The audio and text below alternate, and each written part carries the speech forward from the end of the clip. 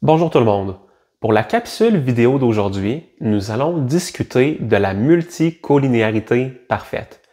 Jusqu'à présent, dans le chapitre 3, nous avons vu que la multicollinéarité était un enjeu important pour les régressions linéaires multiples parce que ça pouvait rendre l'estimation de bêta 3 difficile et ça pouvait également engendrer beaucoup de variances dans les coefficients qu'on estimait dans notre régression linéaire multiple.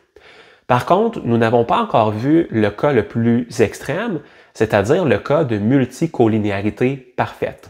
Un cas où, par exemple, une variable serait une combinaison linéaire de deux autres variables dans mon équation. Pour vous illustrer le problème de la multicollinéarité parfaite, je vous propose une régression linéaire multiple. La régression linéaire multiple que je vous propose, c'est la régression suivante.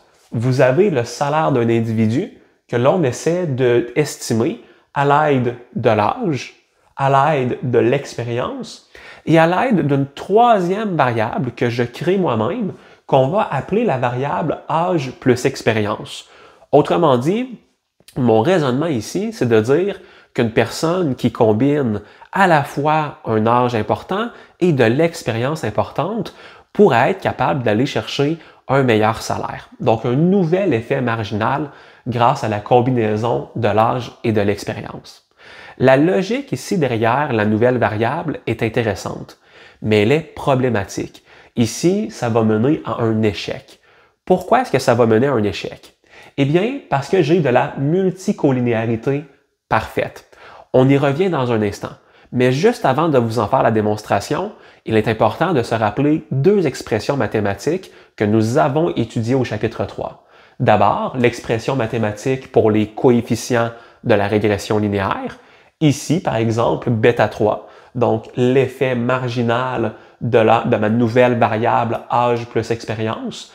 Bêta 3 est ici nommé ARI, donc ARI étant le terme d'erreur de ma régression linéaire entre mes variables explicatives.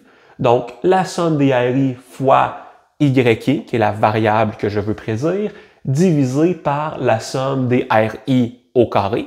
On a vu cette expression mathématique-là dans la capsule vidéo où on détermine l'équation pour les coefficients dans la régression multiple. Vous pouvez toujours vous référer à cette vidéo-là si vous voulez des détails. Le titre de la capsule, c'est la régression partielle dans la série de vidéos. Vous avez également la variance de bêta 3, qui est une autre expression mathématique que nous avons étudiée précédemment dans la série.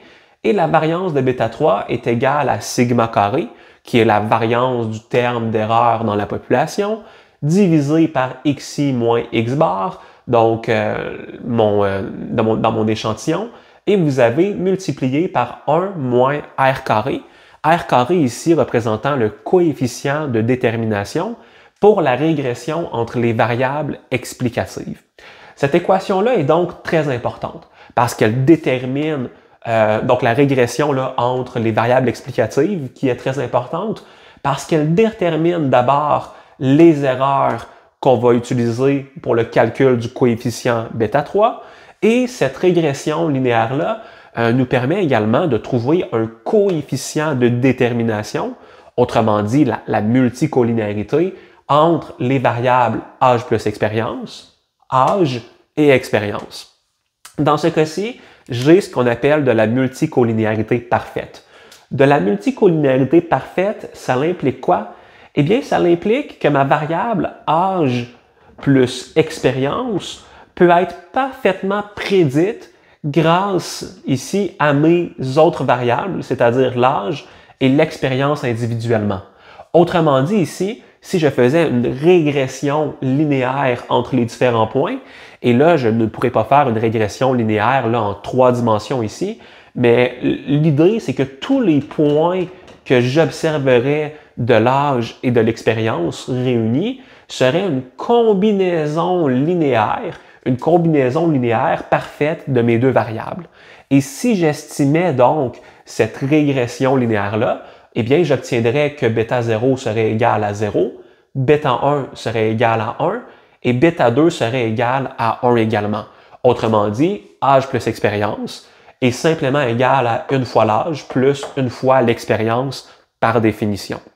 Autrement dit, j'ai une régression linéaire avec une corrélation parfaite. Je n'ai pas de terme d'erreur ici. Je ne fais pas d'erreur, je prédis parfaitement l'âge plus l'expérience grâce à mes deux variables explicatives. Ça implique donc que j'ai également un R carré, donc le coefficient de détermination, qui est égal à 1. Cette régression linéaire-là est parfaite. J'explique parfaitement la variance de la variable âge plus expérience. Pourquoi est-ce que c'est un problème, tout ça, cette multicollinéarité-là parfaite? Eh bien, revoyez l'expression mathématique pour bêta 3. Bêta 3, ici, se calcule la somme des RI, mais la somme des RI, comme chacun des points ici n'a aucune erreur, la somme des RI va être égale à 0 et naturellement, la somme des RI au carré va également être égale à 0. Cette équation-là ne peut pas être estimée. Donc, vous avez 0 divisé par 0, donc forcément, l'équation ne fonctionne pas. Donc, je ne peux pas estimer une valeur pour bêta 3. La logique ici est simple.